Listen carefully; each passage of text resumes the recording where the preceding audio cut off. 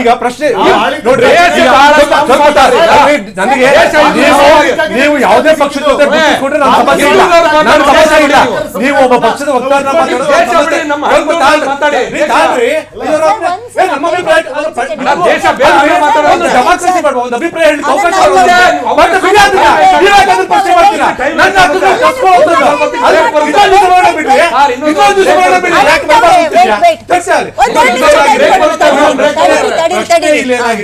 ಖಂಡಿತವಾಗಿಯೂ ಈ ದೇಶದಲ್ಲಿ ನಾವು ಇವರು ಪರವಾಗಿದ್ದೀವಿ ಅಂತ ಹೇಳ್ಕೊಳ್ತಕ್ಕಂಥ ಪಕ್ಷ ಖಂಡಿತವಾಗಿಯೂ ಇಲ್ಲ. ನಾನು ಯಾಕಂದ್ರೆ ಇತಿಹಾಸವನ್ನು ತೆಗೆದ್ರೆ ಆ ಒಂದು ಇತಿಹಾಸ ಯಾವ ಪಕ್ಷಕ್ಕೂ ಇಲ್ಲ.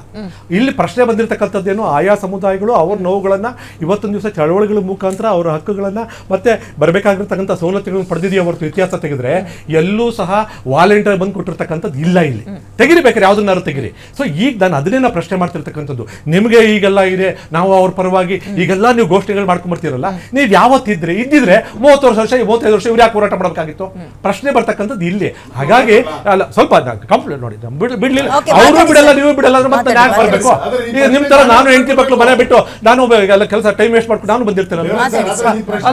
ಅಲ್ಲ, ದಯವಿಟ್ಟು ಕೊಡಿ, ನೀವಲ್ದ್ರೆ ಯಾರು ಕೊಡಿ. ಪ್ರಶ್ನೆ ಅವಾಗ ನನಗೆ ಸತ್ಯ ಇದ್ರೆ ನಾನು ಅಕ್ಸೆಪ್ಟ್ ಮಾಡ್ತೀನಿ. ಪ್ರಶ್ನೆ ಬಂದಿರತಕ್ಕಂಥದ್ದು ದಯವಿಟ್ಟು ಇದನ್ನ ಬಿಟ್ಬಿಟ್ಟು ಯಾವ್ಯಾವ ಸಮುದಾಯಕ್ಕೆ ಏನೇನು ನೋವಿದೆ, ದುಃಖ ದುಮ್ಮಾನಗಳಿದೆ ಅದನ್ನ ಆಲಿಸ್ತಕ್ಕಂಥ ಮನಸ್ಥಿತಿ ಇಟ್ಕೊಳ್ಳಿ.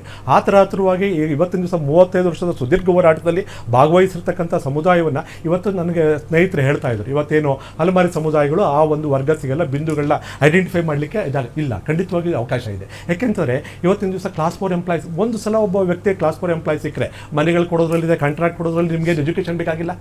ಕಾಂಟ್ರಾಕ್ಟ್ ಕೊಡ್ಲಿಕ್ಕೆ ಏನೇನು ಬೇಕಾಗಿತ್ತು ನಿಮಗೆ? ಎಜುಕೇಷನ್ ಕೊಡೋಕ್ಕಾಗಲ್ವ? ಅದರಲ್ಲಿ ನೀವು ರಿಸರ್ವೇಷನ್ಸ್ ಮಾಡಿದ್ರೆ ಒಂದು ಬರೀ ಸರ್ಕಾರಿ ಉದ್ಯೋಗ ಒಂದೇ ಅಲ್ಲಮ್ಮ, ಇನ್ನೂ ಹಲವಾರು ಕ್ಷೇತ್ರಗಳಿವೆ, ಅಲ್ಲಿ ಕೊಡಬಹುದು ನೀವು. ದಯವಿಟ್ಟು ಅದನ್ನ ಏನು ಅದನ್ನ ತಪ್ಪಿಸ್ಲಿಕ್ಕೋಸ್ಕರ ಆಡುವಂತ ಮಾತುಗಳಿವೆಲ್ಲ. ನಾನು ಕಂಪ್ಲೀಟ್ ನೋಡ್ರಿ, ನಾನು ಈ ಪದೇ ನೀವು ಬಾಯ ಹಾಕೋದು ಹೇಗೆ? ಇವತ್ತು ನಾನು ಆ ವರ್ಗವನ್ನ ಶಾಶ್ವತವಾಗಿ ಆ ಒಂದು ಅವಕಾಶದಿಂದ ವಂಚಿತರನ್ನ ಮಾಡ್ಲಿಕ್ಕೆ ಆಡ್ತಕ್ಕಂಥ ರಾಜಕೀಯ ಮಾತುಗಳು ಅಷ್ಟೇ. ಅದು ಇವತ್ತಿನ ದಿವಸ ಅವಕಾಶ ಕೊಡಿ. ಯಾಕೆ ಕಾಂಟ್ರಾಕ್ಟರ್ ಕೊಡಬಹುದು, ಇವತ್ತು ಲೋಕಲ್ ಬಾಡೀಸ್ಗಳಲ್ಲಿ ಕೊಡಬಹುದು, ಯಾಕೆ ಕೊಡ್ಲಿಕ್ಕೆ ಆಗೋದಿಲ್ಲ?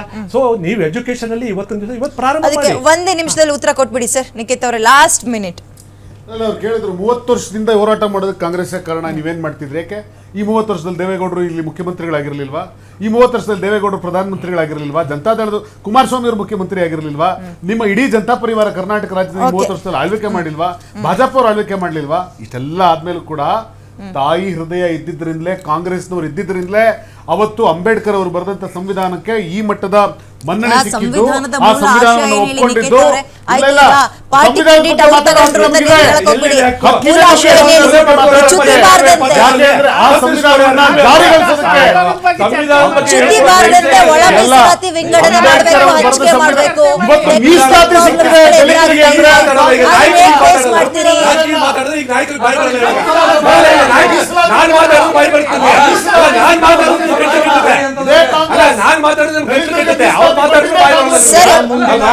ಮುಂದಿನ ಹೋರಾಟ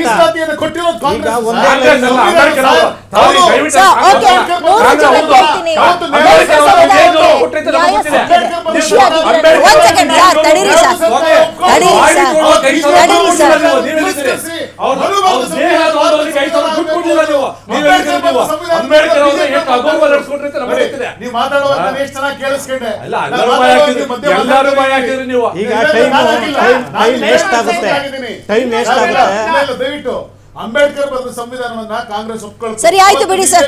ಸರಿ ಸರಿ ಸರಿ, ಸಂವಿಧಾನ ಟೈಮ್ ಆಯ್ತು. ಪ್ಲೀಸ್ ಹೇಳಿ ಸರ್. ಮುಂದಿನ ಹೋರಾಟ ನಮ್ಮ ಹೋರಾಟ. ಮುಂದಿನ ಹೋರಾಟ ಅಂದರೆ ಮೀಸಲಾತಿ ಹೆಚ್ಚಕ್ಕೋಸ್ಕರ ಹೋರಾಟ ಮುಂದುವರಿತದೆ. ಅಲೆಮಾರಿಗಳಿಗೆ ಸರಿಯಾದ ಜೀವನ ಕೊಡೋಕ್ಕೋಸ್ಕರ ಹೋರಾಟ ನಡೀತದೆ.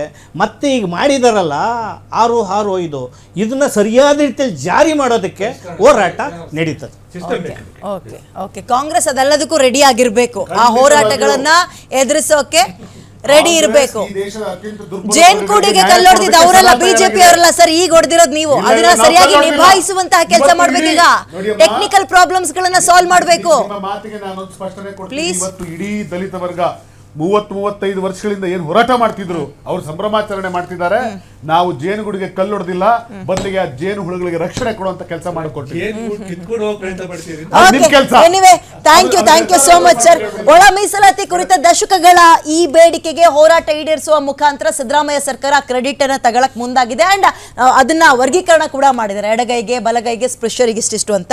ಬಟ್ ಈಗ ನ್ಯಾಯ ಕಲ್ಪಿಸಿದ್ದೀವಿ ಅನ್ನುವ ಸಾರ್ಥಕತೆಯ ಮನೋಭಾವದಲ್ಲಿರೋರಿಗೆ ಹಲವಾರು ಟೆಕ್ನಿಕಲ್ ಪ್ರಾಬ್ಲಮ್ಸ್, ಚಾಲೆಂಜಸ್ಗಳು ಬರುತ್ತೆ. ಅದನ್ನ ಹೇಗೆ ಎದುರಿಸುತ್ತೆ ಸರ್ಕಾರ ಅನ್ನುವಂಥದ್ದು ಪ್ರಶ್ನೆ. ಆಮೇಲೆ ಈಗೇನೋ ಇಲ್ಲಿ ಕುತ್ಕೊಂಡು 3 ಜನ ಪ್ಯಾನಲ್ನಲ್ಲಿ ನಾವು ಒಪ್ಕೊಂಡಿದ್ದೀವಿ, ಸಮ್ಮತ ಇದೆ, ನಾವು ಸಮಾಧಾನವಾಗಿದ್ದೀವಿ ಅಂತಿದ್ದಾರಲ್ಲ, ನಾಳೆಯಿಂದ ಎಲ್ಲಾದರೂ ಹೋರಾಟ ನಡೀತಾ ಇದ್ರ ಬಗ್ಗೆ ಇದು ನಾವು ಕಾದು ನೋಡ್ಬೇಕು.